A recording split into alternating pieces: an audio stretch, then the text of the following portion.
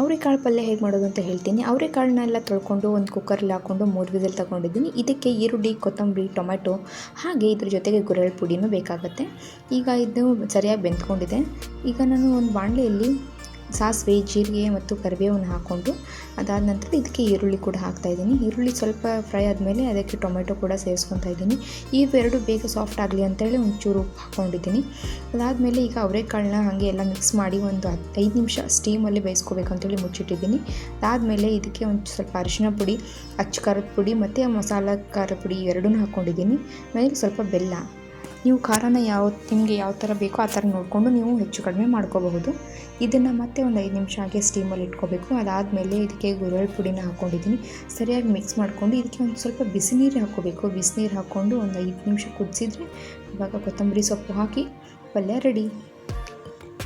ಈ ಪಲ್ಯನ ಬಿಸಿ ಬಿಸಿ ರೊಟ್ಟಿ ಜೊತೆಗೆ ಸರ್ವ್ ಮಾಡಿದ್ರೆ ಸಖತ್ತಾಗಿರುತ್ತೆ. ಒಂದು ಸಲ ನೀವು ಟ್ರೈ ಮಾಡಿ.